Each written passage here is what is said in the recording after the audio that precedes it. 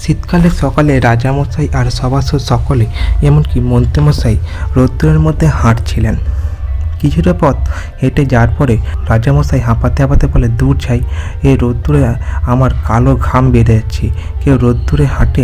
মন্ত্রীমশাই বলে, শীতের রোদ্দুরে? বলে, কোথায় রাজামশাই, কতটাই আরাম লাগছে। রাজামশাই বলে, মরকুট, তুমি চুপ করবে? আমার মোটেও ভালো লাগছে না এই রোদ্দুরে হাঁটতে, উফ কি কষ্ট লাগছে। তারপর কিছুটা পথ এগিয়ে যাওয়ার পরে একটা গাছের ছাওয়া দেখে রাজামশাই গাছের তলায় বসে। কিছুক্ষণের মধ্যেই জোরে জোরে হাওয়া শুরু হয়। রাজামশাই তখন বলে, এ কী রে বাবা, কি ঠান্ডা হাওয়া, ঠান্ডা সহ্য করতে পারছি না, একদম ভালো লাগছে না, কি ঠান্ডা রে বাবা। মন্ত্রীমশাই বলে, কি ব্যাপার? রাজামশাই রোদ্দুরে থাকতে পছন্দ করছে না, আবার ছায়া থাকতে পছন্দ করছে না, ব্যাপারটা কি হলো বুঝে উঠতে পারছি না। রাজামশাই কি চাইছেন? তারপর সকলে বাড়ি ফিরে যায়। ওদিকে গোপাল শীতের সকালে লেপ মুড়ি দিয়ে উঠানের মধ্যে শুয়ে রয়েছে। ওদিকে গোপালের গিনি চিৎকার করে বলতে, কি গো, তুমি আরও কতক্ষণ শোবে? গোপাল বলে, আমি শুইনি গিন্নি, আমি জেগে রয়েছি। গোপালের গিন্নি বলে, জানি তো, তুমি যে মটকা মেরে পড়ে থাকবে, তোমার আর কাজ কি আছে বলো তো, খাই আর শুই। গোপাল তখন উঠে পড়ে বলে, গিন্নি, উফ, তোমার জ্বালায় কোনোদিনও আরেকটু শান্তি করে শুতে পেলাম না।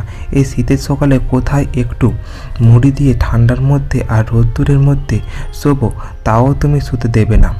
বলে, এই জন্য তো তোমার পেট গরম হয়ে যাচ্ছে রোদ্দুরে শুয়ে শুয়ে। গোপাল বলে, কিন্তু তুমি কি করে জানলে আমার পেট গরম হয়ে যাচ্ছে?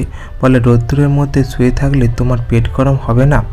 তারপর গোপাল উঠে রাজসভায় যায়। রাজসভা শুরু হতে রাজামশাই গালে হাত দিয়ে বসে রয়েছেন। মন্ত্রীমশাই বলে, ও রাজামশাই, রাজামশাই, ও রাজামশাই, আপনার কি হয়েছে, গালে হাত দিয়ে বসে রয়েছেন যে? রাজামশাই বলে, উফ বেটা মন্ত্রী, চুপ করবে? তখন থেকে ডেকে ডেকে আমার কানের পোকা পুরো বের করে দিলে। বলে, রাজামশাই, আপনার কানে আবার পোকা হয়েছে নাকি? বলে, মরকট, তোর মাথায় কি বুদ্ধি আছে না নেই, তুমি চুপ করবে? বলে, রাজামশাই, আপনার কি হয়েছে, এরূপ করে গালে হাত দিয়ে বসে রয়েছেন যে? রাজামশাই তখন বলে, আমি তোমাদের সকলকে বলতে চাইছি, আমার একসাথে আলো ছায়া দুটোই দরকার। গোপাল বলে, রাজামশাই, এটা আবার কেমন চাওয়া? আবার রাজামশাই, আলো ছায়া একসাথে হয় নাকি? সবার সকল সদস্যরা বলতে থাকে, রাজামশাই বলে, কোনো কথা শুনতে চাই না, মাত্র 2 দিন সময় তোমাদের হাতে দিলাম, 2 দিন পরে তোমরা আলো ছায়া দুটোর মধ্যে যেন সকলে দাঁড়িয়ে আমার সাথে দেখা করো। সকলে তখন চিন্তামগ্ন হয়ে যায় কি করা যেতে পারে। সবার শেষ হয়ে যাওয়ার পরে বিজ্ঞানী, গোপাল, মন্ত্রী 3 জনে মিলে আলোচনা করতে থাকে। বিজ্ঞানীকে বলে, বিজ্ঞানী, তোমার কোনো আবিষ্কার বা তোমার কোনো উপায় যদি বলো, তাহলে রাজামশাই কাছ থেকে আমরা বাঁচতে পারবো, নইলে যে রাজামশাই সকলকে শুলে চড়িয়ে দেবেন বলেছেন। বিজ্ঞানী তখন বলে, আমি তো কোনো উপায় খুঁজে পাচ্ছি না গোপাল, তুমি নইলে একটা কোনো উপায় বের করো। মন্ত্রীমশাই বলে, গোপাল, তুমি নইলে দেখো কোনো একটা উপায় বের করো, ওদিকে যে সময় ফুরে যাচ্ছে, মাত্র 2 দিন হাতে সময় রয়েছে। তারপর গোপালও বাড়ি ফিরে যায়। পরের দিন গোপাল গিন্নির সাথে বসে বসে লুডো খেলতে যায়। ওদিকে বিজ্ঞানী চিন্তা করতে করতে গোপালের বাড়িতে যায়। বলে, গোপাল, তুমি কি এখন লুডো খেলবে? তোমার চিন্তা হচ্ছে না? আর মাত্র একটা দিন, কি করে এই বিপদ থেকে আমরা রক্ষা পাবো? গোপাল তখন বলে, বিজ্ঞানী মশাই, সবসময় কি রাজসভা নিয়ে চিন্তা করলে হয়? ঘরটাকে নিয়েও তো চিন্তা করতে লাগবে, আগে ঘরের সময় দিই, তারপর বাইরেরটা নিয়ে ভাববো। বলে, গোপাল, এ কী কথা বলছো? গোপাল, এখন যে আমরা মহাবিপদের মধ্যে আছি, এখন তুমিও যে বাঁচবে না, শুলে চড়বে।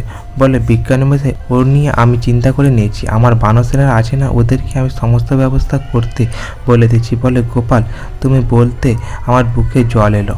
গোপাল মনে শান্তি এলো। বেশ বেশ গোপাল, তাহলে আমি চলে যাই।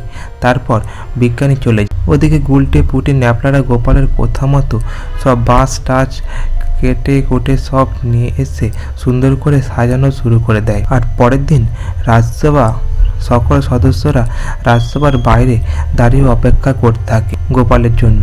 ওদিকে রাজামশাই এসে দেখবেন সকলে মিলে আলো ছায় দাঁড়িয়ে আছে।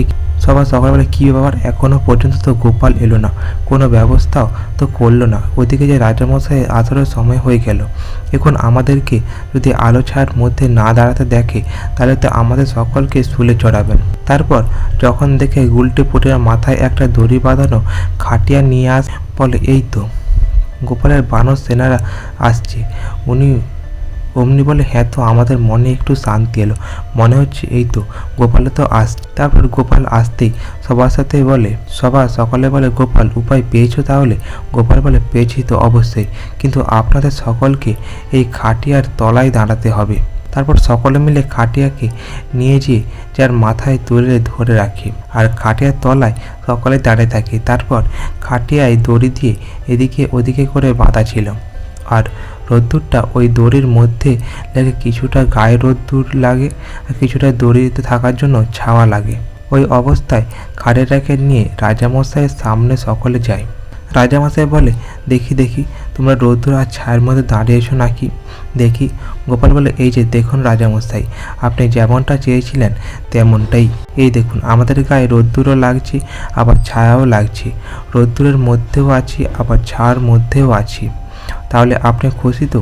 রাজামশাই বলে হ্যাঁ তাই তো গোপাল, দেখি কাছে গিয়ে এ মা গোপাল তোমার কি বুদ্ধি গোপাল, সত্যি তুমি যে এমন কাজ করতে পারবে ভাবতে পারিনি।